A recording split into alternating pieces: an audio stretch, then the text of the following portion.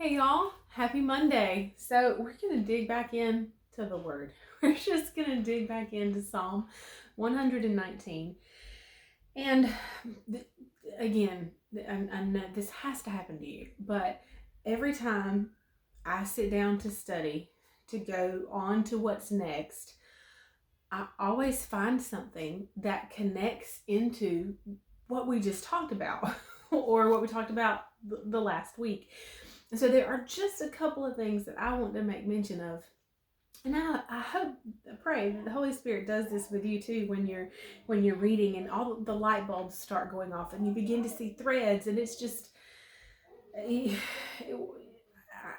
think about the grandness of God and how He absolutely wove His Word together to confirm itself, um, to be consistent from Genesis to Revelation. So um, we talked about early on that meditation when we were reading in Joshua, and he said to meditate on the law of the Lord by day and by night. No, don't let it depart from before your eyes.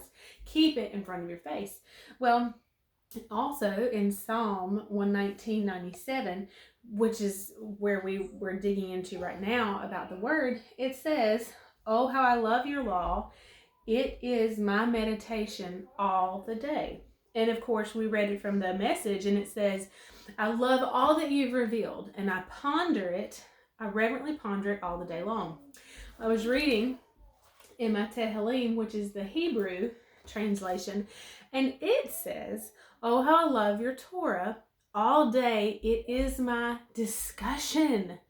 Well, y'all remember we talked about the actual definition of meditation is to mutter, we talked about talking to ourselves, that we all do that, but that's what this is telling us, is to talk to ourselves about the word.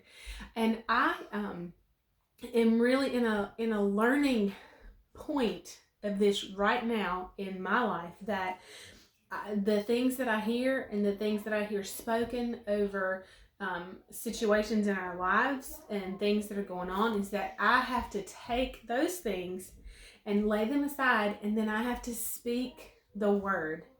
I have to remind myself what the word says. So I don't meditate on the things that I hear. I don't talk the things that I'm told. I talk the word. Just like David said, "Bless the Lord, O my soul. You will bless the Lord." And we've read, "Be still, O my soul. You will wait only on God, for your expectation is from Him." And so in that same way, we are discussing amongst ourselves His law and His precepts and His teachings and His instructions, His way of doing and being right. And His way, God's way, can never be wrong. And I think that's something beautiful, that in meditation, and the more we are convicted and convinced of His goodness, that we see clearly, that He reveals to us, is that His way is never going to be wrong. If you do it God's way, you will not be wrong. And so I thought that was just so neat, that it was His discussion in the, and I'll show you my book. Some of you may or may not have seen it. So this is my Tehillim, and on one side it has the Hebrew, and then on the other side it has the English translation. And so it, in this Hebrew translation, or the translation of the Hebrew, it says, "All day long it is my discussion." So I'll tell you what, why don't we take a challenge today? Since today is Monday, and let's challenge ourselves to talk, to meditate, to reverently think about and ponder what He's revealed, His law, His precepts, His instructions, and to discuss it amongst ourselves. When you get that email today and it just lights you, lights you up,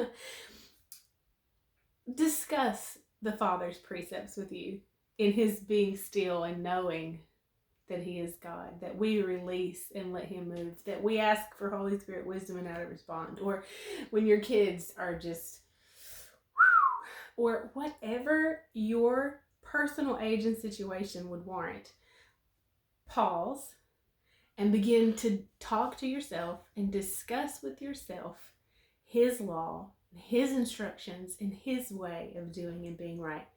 Let's try that today and see if it makes a difference. I have all ideas it will, because He told us to do that. So we'll pick up here tomorrow. I'll see you then. Bye, y'all.